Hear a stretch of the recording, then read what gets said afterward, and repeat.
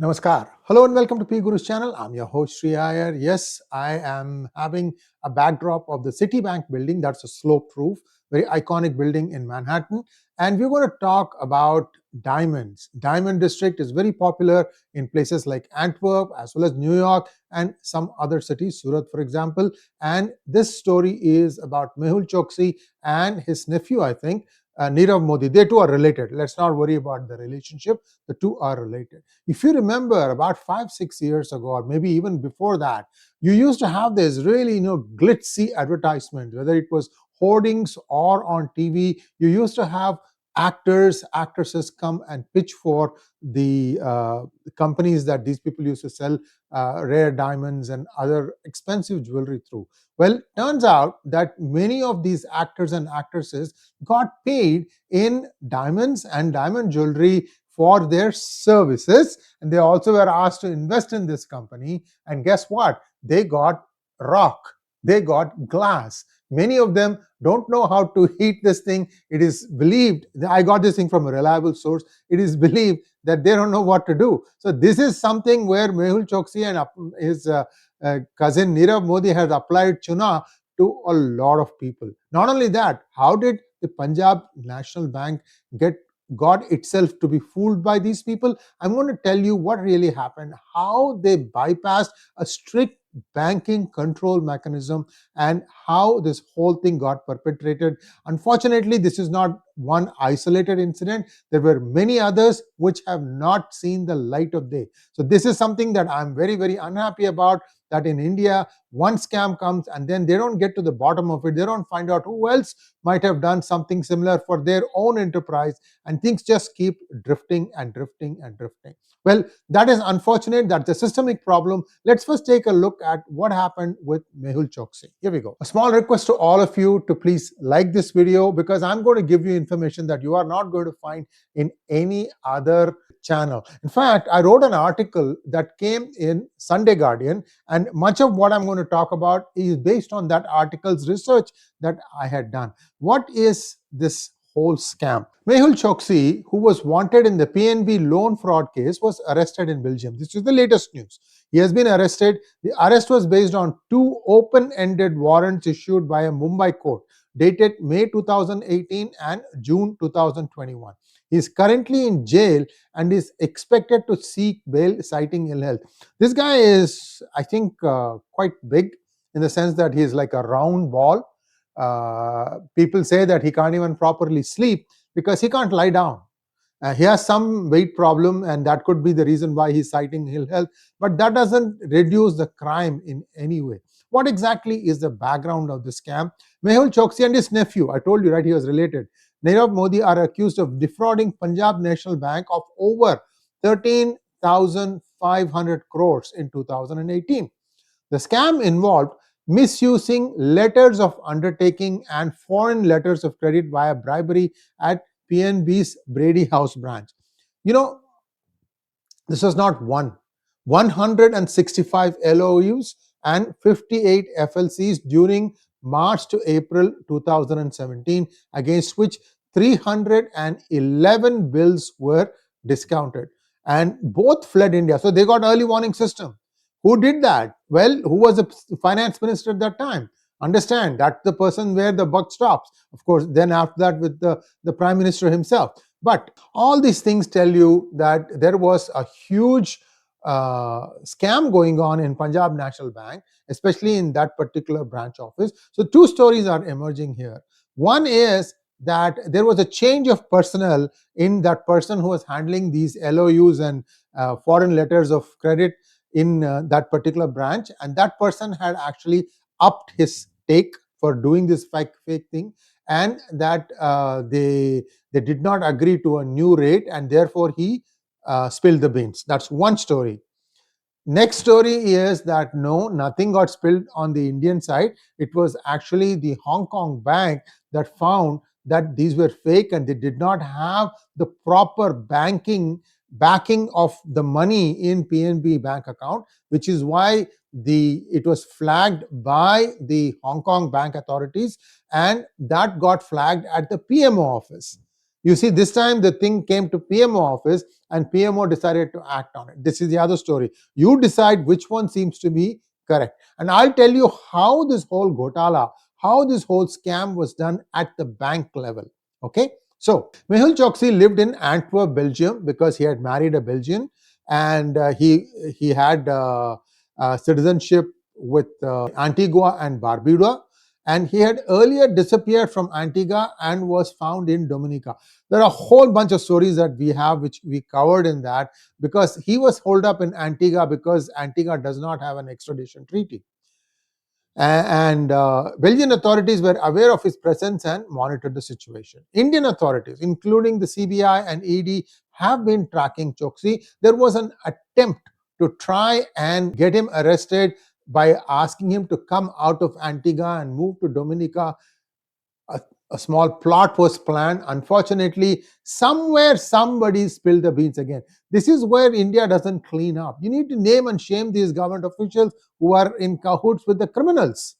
Anyway, the properties worth 2,566 crores have been linked with Choksi and similar fugitives. This has been seized or sold, but the total amount of crime is in the tens of thousands of crores. Now, this is as far as Mehul Choksi is concerned. His nephew Nirav Modi, he is incarcerated in London, awaiting extradition to India in the PNB fraud case. In November 2022, the UK High Court dismissed Modi's appeal against extradition. They're going to use every trick in the book to try and stay wherever they are, because they know what awaits them when they come to India.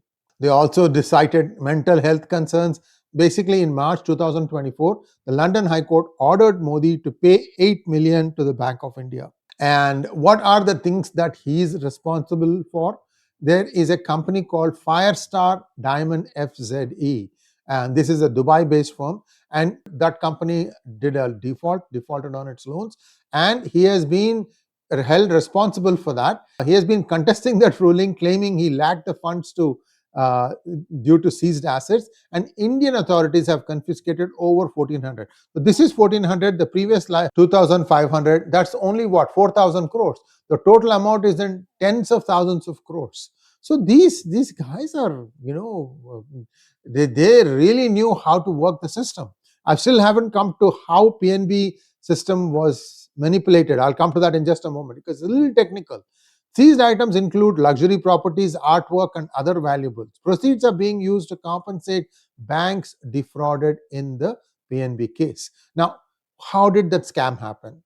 Normally, letter of undertakings, LOUs, should be entered into the core banking system, creating a backing accounting entry. What that means, my simple language understanding, is that before you give out an LOU, you need to make sure that the concerned person for whom you are creating the LOU has that money in his bank account. A SWIFT message is then generated to communicate with the foreign bank. At PNB, SWIFT messages were manually generated, bypassing the core banking system, which means there was no check done to see that the letter of undertaking that was being given by the companies that Mehul Choksi and Nirav Modi owned, there was no check done to see if they had that much money in their bank account. This loophole allowed Choksi and Modi to siphon off funds without a detection for years. So this is how simple way, right? The letter of undertaking transaction gets entered into the core banking system. Number one, step one. In step two, the core banking system, after verifying that there are enough funds to cover this LOU, then generates a SWIFT message, and it goes to SWIFT gateway, and then it goes to the foreign bank. Simple, right? Now, what did these people do? They completely bypassed the core banking system. Somebody generated this message manually. That's where that employee of PNB comes into play. You see what I'm saying? That person is bribed to say, just generate this, don't worry about the consequences. This could not have happened without the knowledge of the higher-ups in PNB, perhaps even in RBI and in the finance ministry. I'll come to all that stuff in just a moment. But you see the thing, right? The difference. I'm just going back and forth. Core banking system was completely bypassed, and they went straight to SWIFT. This is where the complicity of the person who is manning that desk in that particular branch of Punjab National Bank comes into play. Some of you who are working in the banking sector can expand on this by way of comment. I'm just giving the big picture because everybody needs to understand that this was the offense committed. Okay, now if you want to look at it in more detail, this is actually the same as this one, except I am making it more detailed so people understand step by step what happens. So here's what's supposed to happen. The LOU transaction gets entered into the core banking system. Step 2, the SWIFT message is generated by CBS. It goes to the SWIFT gateway. Now, the release control, there is another thing called release control that double checks and makes sure that the message that is intended to go out on SWIFT has enough backing. So the RC, the release control, picks up the message from the SWIFT queue and then checks with the core banking system. Release control checks to make sure that there is a backing entry in core banking, because the core banking system, if you use it, will not generate that step 2 SWIFT message unless there are funds to cover it. So after 4 is successful, then the release control authorizes the SWIFT message to be transmitted out. So there is a gate here. Release control is a gate on SWIFT to make sure that only those valid LOUs can be sent out. So this is completely been bypassed. This is what these guys did. So there is complicity of many PNB officials also in this, and I'm surprised that all that stuff just got swept under the carpet. I mean, we wrote so many articles, viewers. I mean, I can just keep on writing.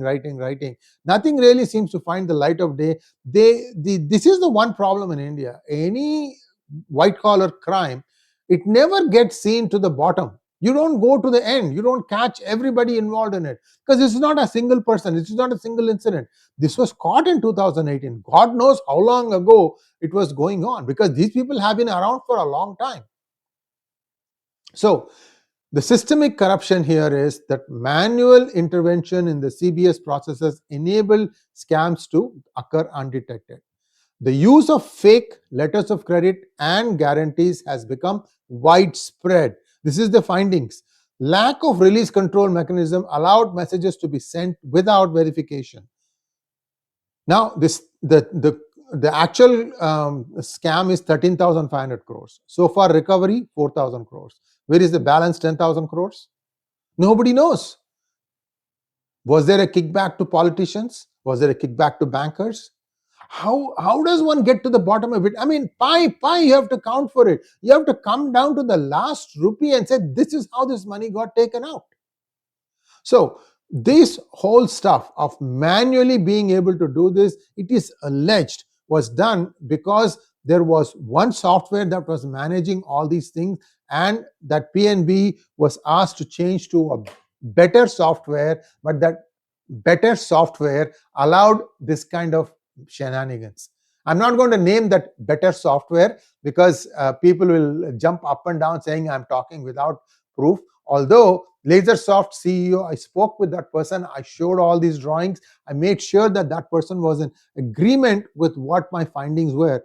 The first one, who the software that did this exact implementation was a company called LaserSoft. Then LaserSoft was kicked out in many of these PNB public sector banks, and they were asked to adopt something called as Finacle, allegedly sidelining LaserSoft. The explanation given was that Finacle had an RDBMS link and LaserSoft did not, and therefore LaserSoft was not viable for the new scaled up operations. This is all 𝗔𝗍𝗏. It's got 𝗔𝗍𝗏 written all over it. So here is the other interesting part. The public sector undertaking banks have moved away from LaserSoft. But guess who still sticks to LaserSoft? RBI. The RBI follows these rules religiously, and they are still using LaserSoft. It is just that somewhere somebody got to make money because they allowed this switch to happen. And again, I'm not a user of this 𝗏𝗏𝗏 software to say that 𝗏𝗏𝗏 allowed this manual entry, because I can't tell you one way or the other. This bypassing, and this is the thing that 𝗏𝗏𝗏 needs to come out and in the open. Otherwise, their name is also going to be washed in dirty linen. I mean, this is going to be, they are going to be looked at under the microscope. 𝗏𝗏𝗏, by the way, is a Infosys software. So they need to come out clean and say, no, we didn't do it. But then how did that PNB employee bypass the core banking system? Can they explain that? That is the problem. Nobody takes the effort to go and look into these details, because it's not isolated crime. It's not committed in one person brilliantly hacking through systems. This was something just much more easier to understand and even easier to execute. What is needed is an overhaul of existing CBS platforms, and this needs to, all the security needs to enhance to prevent future fraud. Now, what has happened after that is many of these smaller public sector undertakings got merged into other healthier banks. Now I think we have only 3 or 4 big public sector undertaking banks. But what about their computer software, especially for handling these things? $5 trillion economy, these things have to be rock solid. Every pie has to be counted. Can the government of India today stand up and say, yes, we have all the safeguards in place and that everything is hunky-dory? The thing was, it was known even as soon as the Modi government took office, and critics argue that the Modi government took too long to resolve this problem. But my question remains, have they resolved it? Today, this is 7 years later. Are things going fine? No more manual bypassing of the core banking system? Well, somebody from the finance ministry owes an explanation. Somebody from the RBI owes an explanation. Somebody from this new bank that has actually absorbed Punjab National Bank, or I think PNB itself might be the pole into which others got. I don't know, guys. There are so many banks now, and these things got just dumped into this bank or that bank or that bank. And interestingly, there has been no letting go of workforce, which means there are lots of redundancies. Who knows what's going on in the bank end? But be that as it may, my question is, how safe is banking today? Thanks for watching. Please like, share, and subscribe to our channel. Don't forget to click on the bell button for notifications. Namaskar.